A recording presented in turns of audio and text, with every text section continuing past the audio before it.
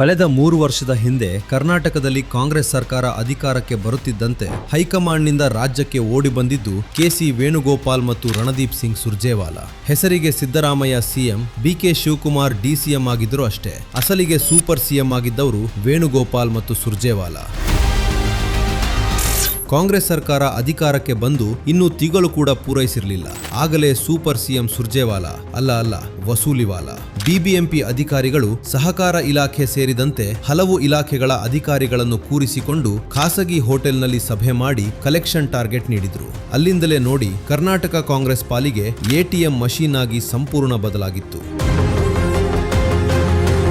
ತೆಲಂಗಾಣ, ಬಿಹಾರ, ತಮಿಳುನಾಡು, ಕೇರಳ, ಅಸ್ಸಾಂ ಚುನಾವಣೆಗಳನ್ನು ಕಾಂಗ್ರೆಸ್ ಮಾಡಿದ್ದು ಕರ್ನಾಟಕದಲ್ಲಿ ಲೂಟಿ ಹೊಡೆದ ದುಡ್ಡಿನಲ್ಲಿ. ಸರ್ಕಾರ ದಿವಾಳಿಯಾದಾಗ ವಾಲ್ಮೀಕಿ ನಿಗಮದಲ್ಲಿ ದಲಿತರ ಹಣ ಲೂಟಿ ಹೊಡೆದು ತೆಲಂಗಾಣ ಚುನಾವಣೆ ಮಾಡಿದ್ರು. ಲೋಕಸಭಾ ಚುನಾವಣೆಯಲ್ಲಂತೂ ಕರ್ನಾಟಕ ಕಾಂಗ್ರೆಸ್ ಪಾಲಿಗೆ ಕೇಳಿದ್ದನ್ನು ನೀಡುವ ಕಾಮಧೇನು ಅಂದ್ರೆ ಎಟಿಎಂ ಮಷೀನ್. ಕಳೆದ 3 ವರ್ಷದಿಂದ ಕರ್ನಾಟಕ ಆರ್ಥಿಕವಾಗಿ ದಿವಾಳಿಯಾಗಿದ್ದು ಅಷ್ಟೇ ಅಲ್ಲ, ಅಭಿವೃದ್ಧಿ ಶೂನ್ಯವಾಗಿ ಸಾಲದ ಸುಲಿಗೆಗೆ ಸಿಲುಕಿದೆ. ಪ್ರತಿಯೊಬ್ಬ ಕನ್ನಡಿಗರ ತಲೆ ಮೇಲೆ 1,17,000 ರೂಪಾಯಿ ಸಾಲದ ಹೊರೆ ಹಾಕಿದೆ. ಕಾಂಗ್ರೆಸ್ ಬಂದ ಮೇಲೆ ರೈತರ ಆತ್ಮಹತ್ಯೆ ಸರಣಿ ಮುಂದುವರಿದು 2,000 ಅನ್ನದಾತರು ಸಾವಿಗೆ ಶರಣಾಗಿದ್ರು. ಗುತ್ತಿಗೆದಾರರು, ಅಧಿಕಾರಿಗಳು ಸರ್ಕಾರದ ಕಿರುಕುಳಕ್ಕೆ ಬಲಿಯಾದರು. ಕಾನೂನು ಸುವ್ಯವಸ್ಥೆ ಸಂಪೂರ್ಣ ಹದಗೆಟ್ಟು ಮತಾಂಧರ ಓಲೈಕೆಯೇ ಕಾಂಗ್ರೆಸ್ನ ಅಜೆಂಡಾವಾಯಿತು.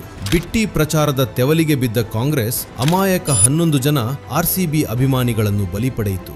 ಶಿಕ್ಷಣ ಇಲಾಖೆ, ಆರೋಗ್ಯ ಇಲಾಖೆ, ಗೃಹ ಇಲಾಖೆ, ಕಾರ್ಮಿಕ ಇಲಾಖೆ, ಸಾರಿಗೆ ಇಲಾಖೆ, ಅಬಕಾರಿ ಇಲಾಖೆಗಳು ಭ್ರಷ್ಟಾಚಾರದ ಹಾಟ್ಸ್ಪಾಟ್ಗಳಾಗಿ ಗಬ್ಬೆದ್ದು ಹೋದವು. ಗೃಹಲಕ್ಷ್ಮಿ ಗ್ಯಾರಂಟಿಯ 2 ತಿಂಗಳ ಹಣವನ್ನು ಲೂಟಿ ಹೊಡೆಯಲಾಯಿತು. ಆ ಹಣ ಎಲ್ಲಿ ಹೋಯಿತು ಎನ್ನುವ ಲೆಕ್ಕ ಸರ್ಕಾರದ ಬಳಿ ಇಲ್ಲ. ಆದರೆ ಆ ಹಣ ತೆಗೆದುಕೊಂಡು ಹೋಗಿದ್ದು ಇದೆ ಸುರ್ಜೇವಾಲಾ ಮತ್ತು ವೇಣುಗೋಪಾಲ್ ಎನ್ನುತ್ತಿವೆ ವಿಧಾನಸೌಧದ ಗೋಡೆಗಳು. ನೆರೆ ಬಂದಾಗಲೂ ಬರ ಇದ್ದಾಗಲೂ ಕಾಂಗ್ರೆಸ್ ಜನರಿಗೆ ಪರಿಹಾರ ನೀಡಲಿಲ್ಲ. ಇಷ್ಟೆಲ್ಲ ಹಳವಂಡಗಳನ್ನು ಕಾಂಗ್ರೆಸ್ ಸರ್ಕಾರ ಮಾಡಿದ್ದಲ್ಲದೆ 2ನೇ ವರ್ಷದ ಸಾಧನಾ ಸಮಾವೇಶವನ್ನು ಮೈಸೂರು ಮತ್ತು ಹೊಸಪೇಟೆಯಲ್ಲಿ ಆಚರಿಸಿ ಭಂಡತನ ತೋರಿಸಿತ್ತು. ಅಲ್ಲದೆ 3 ಬಿಟ್ಟು 3 ವರ್ಷದ ಸಾಧನಾ ಸಮಾವೇಶವನ್ನೂ ಮಾಡಿತ್ತು.